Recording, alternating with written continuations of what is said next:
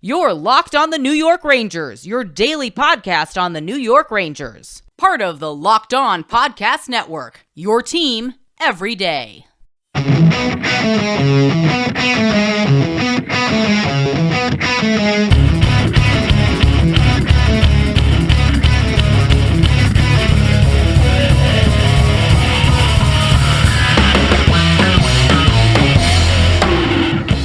Welcome back, Blue Shirts fans, to episode number 643 of the Locked On New York Rangers podcast. I'm your host, John Chick. Just want to thank you guys, as always, for making Locked On New York Rangers your first listen every day. We are free and available on all platforms. That song you're hearing right now is, of course, Leave the Lights On from our good friends in Passafire. You can check those guys out anywhere you get your music. And today, very special episode, going to give Ryan Strome a proper send-off. Obviously, he, in the first day of unrestricted free agency, signed with the Anaheim Ducks. He goes there along with Frank Vatrano, so the Ducks have a couple of former Rangers now on their team. I actually, not too long ago, joined JD Hernandez of Locked on Ducks on his show and talked about both of those players, just kind of gave Ducks fans the lowdown on both of them, and eventually I'll be posting that as a bonus on YouTube, the New York Rangers Locked On YouTube channel.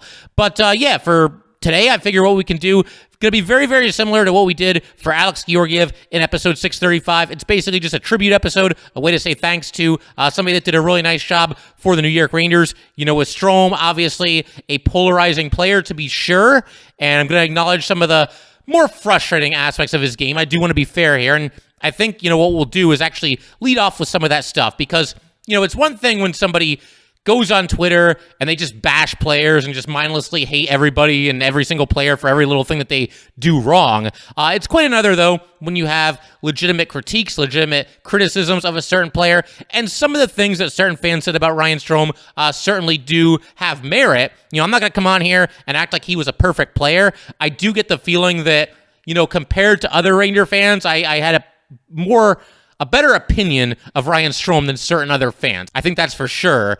But for starters, you know, again, we'll kind of run through, again, some of the more frustrating aspects of his game, but I'm also going to explain why I think Ryan Strome is going to probably be one of the more underappreciated Rangers in recent history. So we're going to get to all this. For starters, though, again, for the people that were kind of Strome naysayers, you could start with the fact that he wasn't very good on the faceoff circle. You know, we've talked about how the Rangers, that's an area where they've struggled for a long time. I saw a stat the other day. I think the last time that the Rangers won more than half of their faceoffs was in like 2007, 2008. So it's obviously an area where they've struggled, and Strome didn't really do much to help them there.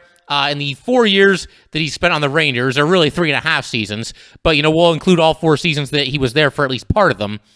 Going in descending order from most recent to least recent, Strome on the faceoff circle won 44% this past season, 43% the year before that, 48% the year before that, and 47% the year before that. For his career, he's at 45.3%, so never been really one of the stronger aspects of his game.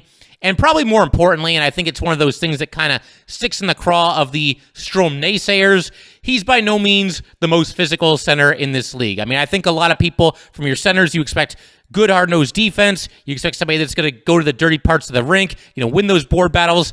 Not that Strome was, like, incapable of doing any of those things, but it certainly was not a strength of his game. So I think we had to acknowledge that. I just mentioned a second ago the overall defense from Ryan Strome.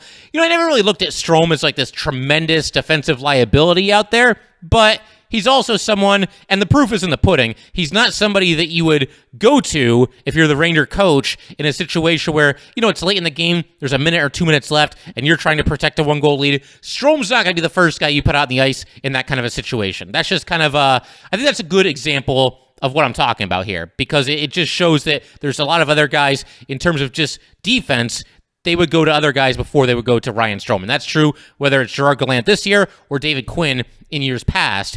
And, you know, generally speaking, I will admit, you know, he's one of those players that can frustrate you at times. I think we probably can't go a second further without mentioning the moment that I think a lot of people are going to remember when it comes to Ryan Strome, fairly or unfairly. And honestly, it is fair to, you know, think of this moment pretty quickly when you think of Ryan Strome. I just hope that people don't think of this moment and only this moment. And I am, of course, talking about the waning minutes of Game 5 Eastern Conference Final against the Tampa Bay Lightning. Obviously, you know, I think most people probably remember the situation here, but just in case you need a refresher, the Rangers and Lightning tied at 2 games apiece. You got Game 5 in Madison Square Garden here, and this game itself was tied at 1 goal apiece about midway through the third period of Game 5 at the Garden. So it's obviously anybody's game. You've got the Rangers in the Lightning zone. Panarin's along the boards, makes an excellent backhand centering pass to Andrew Kopp. You had somebody all over him, shook him off, made the pass to Andrew Kopp. Kopp received the pass moving toward the net. He draws the attention of Vasilevsky and a couple of defenders as well. They're converging on Kopp, and then they kind of overcommit to Andrew Kopp, and Kopp with a brilliant pass to his left, another backhand pass, and Strome is wide open, and he's right there on the doorstep. Pass was a little bit behind him, but I'll be the first one to admit, even as a Strome supporter, he's got to be able to handle this pass. It wasn't as perfect as some of the Strome naysayers would have you believe, and I don't blame Kopp for not making a perfect pass here because, again, he received this pass with guys all over him. He's got to make a backhand pass. He doesn't have a lot of room to do it. It was a brilliant pass by Kopp. Was not perfect, was not right on the tape as some people would lead you believe, but Ryan Strome is a second-line center in the NHL. Got to be able to handle this pass. Got to be able to bury it into the empty net. He was unable to do so. By the time he got possession of the puck, it was too late. Vasilevsky was back in position. It was an absolute killer because if Strome buries that, he's the hero of Game 5, more likely than not. I mean, you never know what can happen. Maybe Tampa comes back and ties that game. But obviously the Rangers passed the midway point in the third period with a 1-goal lead. I at least like their chances to win that game and head back to Tampa up 2-1. So it's really, really unfortunate. And, it's a moment that's probably going to stick to Ryan Strome, fairly or unfairly. I've seen on Twitter already, the Strome haters, they're having a field day, man. They're already posting. I guess somebody tracked down a video of Vincent Trocheck scoring on a wide open net from basically that same exact spot on the ice, even the same side of the rink to boot. And, he's scoring into the empty net, and people are saying, oh, look, we got somebody who can actually score on an empty net. I mean, okay, make the joke, it's fine, but, just go a little bit easy on Ryan Strome. This guy did a good job for the Rangers overall. As far as other critiques that you could make, there were times where I thought he would take a foolish penalty every now and then. I mean, for every season that Locked On Rangers has existed, other than this past season when they finally got this issue under control, I think the Rangers in general took a lot of foolish penalties, but Strome was certainly part of the party when it came to that. And then every now and then, he'll go through like a 4, 5, 6 game stretch where he just does not play well at all. In addition to bad penalties, he'll have bad turnovers. Just doesn't seem to be at the top of his game. He does tend to go through at least one rough patch every single season, or so it would seem. So, again, this is all a way of saying that there are certain things to nitpick, and Ryan Strome was far from a perfect player when he was here, but I do think, once again, that the good outweighed the bad when it came to Ryan Strome and his 3.5-year tenure with the New York Rangers, and I will explain why in just a second. We'll get into some of the highlights of Ryan Strome's tenure with the New York Rangers. Once again, 3.5 seasons. We will do that in just a second, but first, just want to let everybody know, today's episode of Locked On New York Rangers is brought to you by BetOnline.net.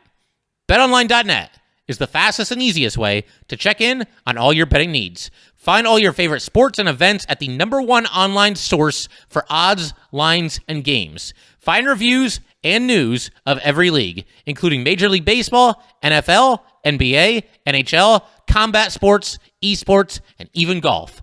BetOnline continues to be the top online resource for all your sports wagering information, from live in-game betting, scores, and podcasts. They have you covered. Head to BetOnline today or use your mobile device to learn more about the action happening today. BetOnline, where the game starts. All right, just want to thank you guys, as always, for making Locked On New York Rangers your first listen every day. We are free and available on all platforms.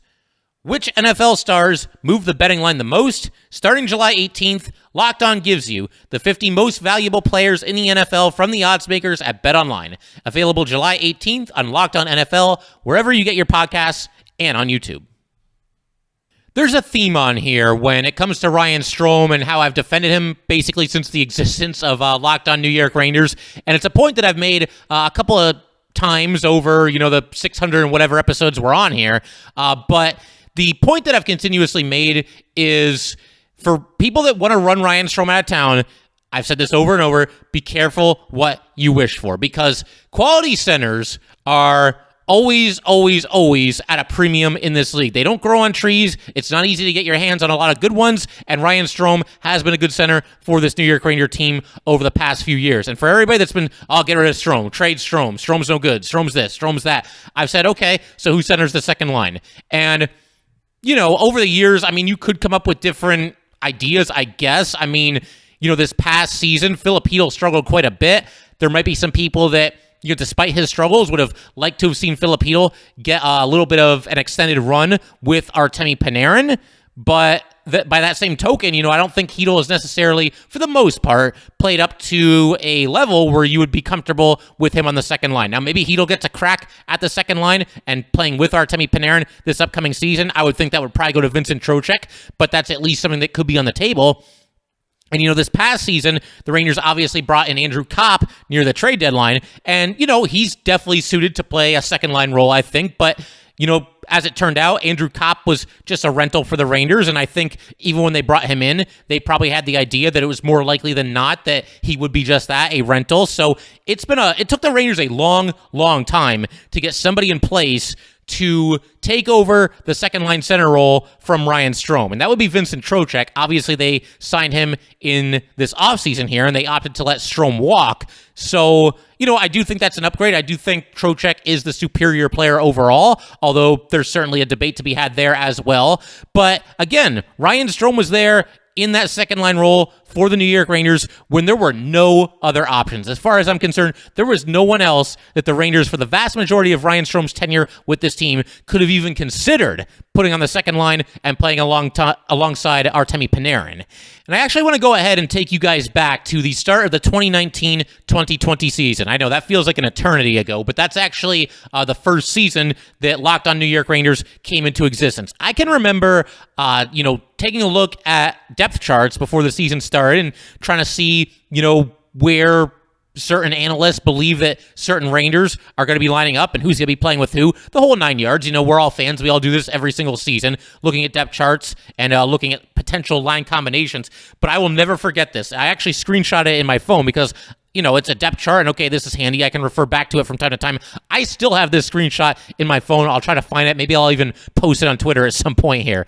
But you guys will never believe, going into, once again, the 2019-2020 season, who was penciled in to be the second-line center on the Panarin line, no less, going into that season. And, for some context, the top-line center was obviously Mika Zibanejad. They had Ryan Strome listed on the third line, and I'll give you another little bit of a hint here. It's somebody who did not really pan out with the New York Rangers. I'll let you, have a second or two here to formulate a guess. Guess who was slated to be the second-line center that season with the Rangers? That would be Brett Howden. Let that sink in for a second. Brett Howden, in Artemi Panarin's first season with the New York Rangers, no less, was expected, at least, it was just one website. Who knows for sure if this is the way the Rangers were really looking to go, but certainly Brett Howden was in contention to center the second line, the Artemi Panarin line, in Artemi Panarin's first season with the New York Rangers. Look, I know a lot of players that play with Panarin. They get what we call the Panarin bump. Everybody's stats are going to go up at least a little bit because you're playing with a phenomenal player. Artemi Panarin's not a miracle worker, okay? I don't know how much more he could have been able to get out of Brett Howden. And I don't know if that ever was the actual second-line duo, Howden and Panarin. If it was, it obviously didn't last long because Ryan Strome, pretty much from the start of Artemi Panarin's tenure with the New York Rangers, and of course Strome was acquired in a trade the season before, but the first season that those two were together, they put them on the same line, and it was like magic. They had instant chemistry, and there's a reason why two different coaching staffs have come and gone. Gerard Gallant's still there, obviously, but there's been two different coaching staffs with this Ranger team in the Panarin-Strome era, and very, very rarely have they broken those two away from each other because they make magic together. They linked up for some of the most beautiful goals that we've seen the New York Rangers score over the past 3 seasons here, and again, the Rangers, it goes back to the point that I keep making here. If Ryan Strome was not on this team for the most recent 3 seasons, they had nobody else to turn to.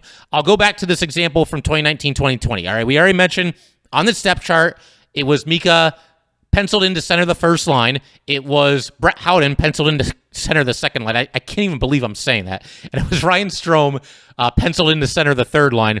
Guess who was penciled in to center the fourth line? Again, I'll give you a quick second here. It was Elias Anderson. So that is just dire, man. You know, you've got Brett Howden and Elias Anderson as two of your centers. It's a good thing the Rangers had Ryan Strome. There was nobody else to turn to, and obviously he did a heck of a job with Artemi Panarin. I'd say that combination worked out pretty well for the Rangers. Again, as soon as they were teammates, they were just in complete lockstep, and they're both such great passers, so they're able to set each other up with, you know, just some brilliant passes through some traffic. And again, responsible was that duo for some of the nicest goals that we've seen the Rangers score, going back for these past 3 seasons here. And I also want to back up just a second and talk about the initial trade that brought Ryan Strome to the New York Rangers. The Rangers dealt Ryan Spooner to the Edmonton Oilers. It was a 1-for-1 trade, straight up, Spooner for Strome. At the time when it happened, it felt just kind of random to me. I didn't really love it or hate it. It was just kind of like, okay, one Ryan for another. I don't really see why this is necessary, but okay, there's probably some logic behind this. And the reason why at first I was kind of lukewarm to it was Ryan Spooner. It's easy to forget this. He got off to a heck of a start with the New York Rangers. Ryan Spooner was acquired in the deal that sent Rick Nash to the Boston Bruins. The Rangers also got Ryan Lindgren in that trade. A lot of Ryans being moved around with these trades here. But yeah, they got Ryan Lindgren, and then they flip Ryan Spooner to the Oilers in exchange for Ryan Strome. So I'd say that Nash trade worked out pretty darn well for the New York Rangers. But yeah, Spooner, in the season that they acquired him, he skated in 20 games with the Rangers, scored 4 goals, dished out 12 assists. The following season, 16 games, just 1 goal and 1 assist, and then the trade happened that sent him to the Edmonton Oilers and brought Ryan Strome to the New York Rangers. And again, Ryan Strome has been just a very good second-line center for the past 3 seasons here, while Ryan Spooner played in a grand total of only 36 NHL games after the Strome for Spooner trade occurred. He played 25 games with the Oilers in 2018-2019, and then he played later that season 11 games with the Canucks, also in 2018-2019, and that was it. He hasn't been in the NHL since then. He's been playing in the KHL the last few seasons. So the Rangers absolutely fleeced the Edmonton Oilers in that trade. That's the new word that the kids are using. Anytime one team absolutely just destroys another in a trade, they fleece them. Well, yeah, I think it's safe to say that, the Rangers obviously fleeced the Oilers here and brought in a heck of a lot better player than they traded away. It was one of the better trades, you would have to say, of the Jeff Gorton era. For all the Strome naysayers out there, there's a lot of things that can be said about Ryan Strome, but the one thing that you have to admit is that was a heck of a trade for the New York Rangers. For all the flaws and the certain holes that Ryan Strome may have in his game, even if I would argue that some of them are exaggerated, you have to admit that Rangers absolutely crushed the Oilers in that trade and, just won in an absolute landslide. And we will go ahead and continue talking about Ryan Strome and wishing him well in Anaheim, talk about what kind of a fit he might be there with the Ducks. They're kind of an interesting team heading into this upcoming season. And we will also get into some of Ryan Strome's career highlights with the New York Rangers. We will do all of that in just a second.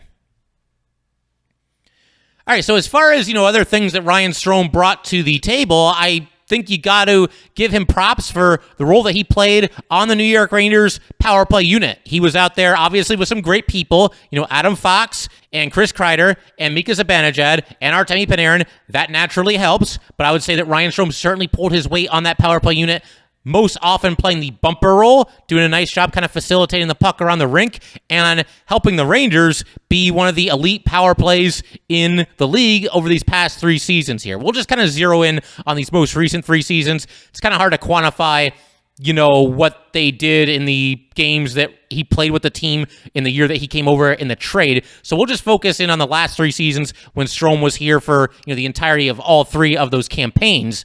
But yeah, the Rangers in those 3 seasons combined were ranked 6th in the NHL in power play efficiency. And keep in mind, of those 3 seasons, they were only a playoff team in the most recent one. Frankly, we're not that great of a team in years past. So Ryan Strome contributing on a team that wasn't very good for 2 years and helping them have one of the best power plays in the league. And if you want to look at those last 3 seasons combined, Ryan Strome on the power play, 11 goals and 38 assists. So 49 total points on the power play in the last 3 seasons. Now, you could argue once again that he's getting lifted up by, some of the other great players that are out there, and I would certainly agree with that. But, the Rangers, they have options. There's other players they could have potentially put on that top unit over these past few seasons. They chose not to. They obviously liked what they were getting for Ryan Strome there, and he did a great job in that role for the team. Once again, helping the Rangers have an elite power play over these past 3 years here. There's another stretch that I have to definitely call some attention to. And that was actually not this past season, the one that just concluded, but the one before that. There was a stretch where Artemi Panarin had to miss about 3 weeks. In fact, I think it was 3 weeks on the dot. And, it was the result of a political hit piece on Artemi Panarin, and he's away for 3 weeks. And obviously, the team was kind of in chaos. They had just dealt with the Tony DeAngelo situation not too long before that. Everything was just kind of a mess. Everything was just kind of collapsing. There were a lot of star players in the Rangers who were underperforming. Chris Kreider was ice cold to start the season. He was going through one of his cold streaks. Mika Zibanejad was still dealing with the effects of COVID. And so Ryan Strome essentially carried the team offensively. He went off, and he obviously didn't have Panarin there. And, again, there's so many people saying, Strome, he's only good because he's with Panarin. He'd be completely irrelevant if he was on some other line. You guys know how it goes, et cetera, et cetera, et cetera. I never quite agreed with that. Again, I will acknowledge that he benefits from playing with him, but takes two to tango, and those two, once again, were just ideal line mates for the 3 years that they spent together here with the New York Rangers. But Strome, once again, without Panarin here for a long stretch, really stepped up and borderline carried this team offensively. In those 9 games that Artemi Panarin missed, Ryan Strome in that time had 4 goals and 5 assists. So not only did Strome, prove that he could still be an effective player even without Artemi Panarin, he basically carried the team because, again, the Rangers were not getting a whole lot from Mika Zibanejad. By that point, Chris Kreider had started to heat up a little bit, but yeah, that was a situation where the Rangers could have really gone into a tailspin. Ryan Strome ensured that it did not happen by playing some of the best hockey that we've seen him play on the Rangers. He was a man possessed during that time that Artemi Panarin was out of the lineup. I almost get the feeling, given that Ryan Strome does have a reputation of being such a good teammate, and obviously him and Panarin were very close, he probably really wanted to deliver for this team while Artemi Panarin was away. And I will say one more thing about the Strome-Panarin combo, because yes, again, Ryan Strome does benefit from playing with him, and obviously that has helped him over these past few years. But you know what nobody ever talks about? How about the fact that Artemi Panarin has maybe benefited a little bit from playing with Ryan Strome? I think the former is more true than the latter. However, you look at Panarin's career numbers here, and Artemi Panarin, for his first 2 years in the league, I don't think it was exclusively, but at least for a good chunk of his first 2 years with the Chicago Blackhawks, played on a line with Patrick Kane. His rookie season, Panarin had 77 points in 80 games. His other season with the Blackhawks, the one after that, 74 points in 82 games. These numbers, and again, part of this probably has to do with, Artemi Panarin becoming a better player over time. But then he goes to Columbus, 82 points in 81 games, and 87 points in 79 games. His 3 years with the Rangers, from least recent to most recent, 95 points in 69 games, 58 points in 42 games, and 96 points in 75 games. Yeah, he's done that while playing with Ryan Strome. So I think at a certain point, you got to give Ryan Strome at least a little bit of credit here, a little bit of a hat tip, and give him props for obviously helping Artemi Panarin, at least a little bit, helping Artemi Panarin get to an even more elite level than he was already at before the Rangers signed him. The other thing that I got to point out, and this is basically the last thing that Ryan Strome did with the New York Rangers, is he played through, what had to have been a pretty painful injury in the playoffs, the pelvis injury. That just sounds painful, and skated in 19 playoff games with the Rangers this past season, had 2 goals and 7 assists, so 9 points in 19 games. There were times throughout this playoff run where the Rangers simply were not getting enough from Ryan Strome and from Artemi Panarin, but I think at least, if nothing else, you got to give him at least a little bit of credit for gutting it out through the injury, trying to stay on the ice, trying to play in all these games. I think he ended up sitting out maybe one game. I think it was in the Tampa series. Yeah, he would have missed one game because the Rangers played 20 playoff games and Strome appeared in 19 of them. And even in Game 6, he could barely skate, but he was out there trying to give it a go, trying to do what he could to help the Rangers stave off elimination. Unfortunately, just didn't work out, and that ended up being the last game of Ryan Strome's tenure with the New York Rangers. But I think you got to give him at least some props for playing through what had to be a pretty painful injury. And something else I got to mention, I always thought Ryan Strome was a really good teammate. You just watch them. You don't need any, articles or behind the scenes footage to see this. Just watch him interact with his teammates on the ice, on the bench, all that good stuff. He's somebody that over time throughout his 3.5 seasons with the Rangers, I think gradually grew into a little bit more of a leadership role, started playing with, just a little bit more feistiness, a little bit more fire. And I'll never forget, what happened with the whole Tom Wilson debacle toward the end of, again, not this past season, but the one before that. We all know the story by now. Tom Wilson goes completely berserk. He ragdolls Artemi Panarin. Before he ragdolled Artemi Panarin on that play, though, he started the whole thing by taking Pavel Buchnevich down to the ice, basically drove him face down to the ice with his stick across the back of Buchnevich's neck, and then he punched him in the side of the head while Buchnevich is face down the ice. Strome sees this, and look, he's no match for Tom Wilson, but he jumped on Tom Wilson, had him in a headlock, wrestled him down to the ice. Somebody on the Capitals, I believe it was Nick Dowd, kind of jumped on Ryan Strome after that. And then Wilson's trying to, start punching Ryan Strome. I mean, he's looking to just hit anything that's moving.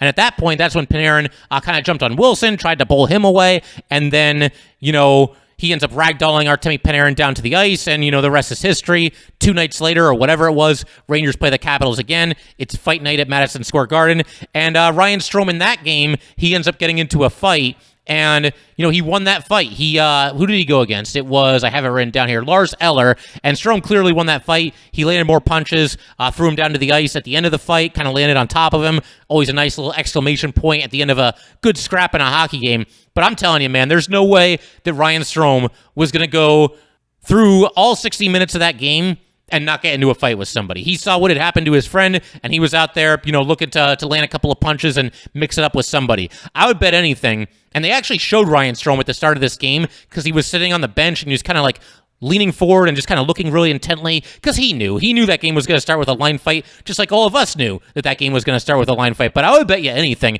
that Ryan Strome was just dying to start that game for the New York Rangers. They went out there with the fourth line. It was Blackwell, Rooney, and Phil DiGiuseppe. And of course, none of these players are even on the Rangers anymore, which tells you how much a team can change in just a couple of seasons. But yeah, I mean, Strome, he was in the middle of all that as well. The initial assault by Tom Wilson, Ryan Strome was right in the middle of it, trying to break it up. And then once again, there's no way that this dude was not going to get into a fight on behalf of his teammates and on behalf of Artemi Panarin in the second of the 2 matchups between the Rangers and Capitals there. So again, somebody who, once again, emerged in a leadership role. He was an alternate captain for the Rangers this past season. I know it's easy to laugh at that because, 6 alternate captains, but still, there's a lot of guys that the Rangers could consider for that role, and Ryan Strome was one of them. And, I think well-deserved. I think, once again, he grew into that leadership role and was always a good teammate for this Ranger team.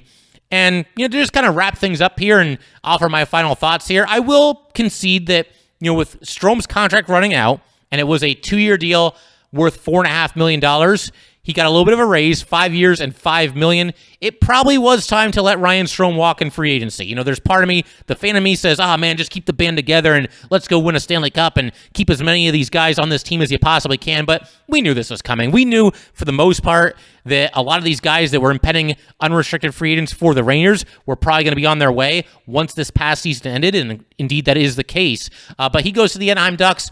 Again, he's out there with Frank Vatrano.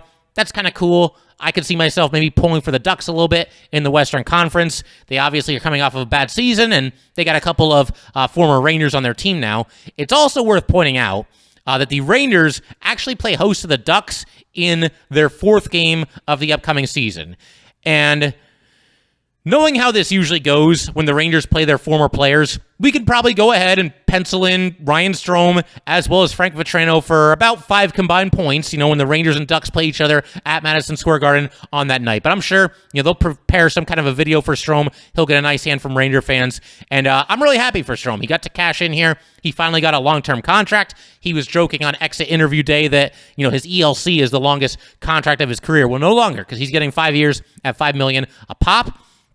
And again, to just kind of conclude this, I do think he was a much better player for this team than how he'll be remembered by at least a certain amount of Ranger fans. There's probably some Ranger fans right now that were never the biggest Ryan Strome fans as well, and that's completely fine. But again, somebody that I think is destined to go down as one of the more underrated Rangers of probably, the past decade or so, however far you want to go back here.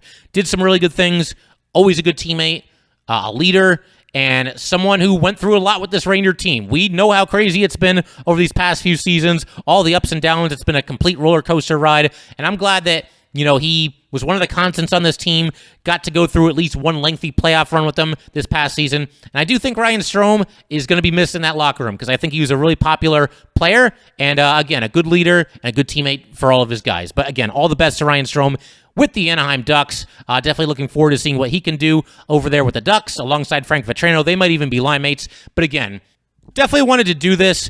Anybody who spends a certain amount of time with the New York Rangers and contributes to the team in a mostly positive way, we're obviously going to give them a tribute episode whenever they leave, whether it's free agency or a trade or retirement, whatever it might be. And again, all the best to Ryan Strome. I think he really did a heck of a job while he was here and, stepped up and led this team from some dark times to some good times. The Rangers are in a better place now at the end of Ryan Strome's tenure than they were at the start of it. And I think that's something that, once again, he certainly deserves credit for. I figure we can pretty much call it there, but this is, however, your daily reminder that Tyler Motte is still an unrestricted free agent. We're going to keep doing this until he either signs with the Rangers or signs somewhere else. We're almost a week into free agency. We are a week into free agency, and Tyler Motte still looking for, a home or maybe waiting for the Rangers to make some room for him. Who knows? Impossible to know for sure what's going on behind the scenes right now, but at least the door is still cracked for a Tyler Motte return. We will see how it shakes out. I still think it's more likely than not that he moves on in free agency, but never say never. Certainly, again, it's at least possible that he's back with the Rangers this upcoming season. But that will do it for today, guys. Once again, if you'd like to get in touch with this podcast, please send an email to lockedonnyrangers@gmail.com. Once again, that is lockedonnyrangers@gmail.com. And definitely give us a follow on Twitter as well, at @LO_NY_Rangers. Once again, that is at @LO_NY_Rangers. Thanks again, guys. I'll see you next time. Thanks for making Locked On New York Rangers your first listen every day. Now make your second listen Locked On NHL. Locked On experts give you a daily 30-minute podcast on all things NHL all year long. Stay up to date on everything in the hockey world. Locked On NHL, your daily 30-minute NHL podcast.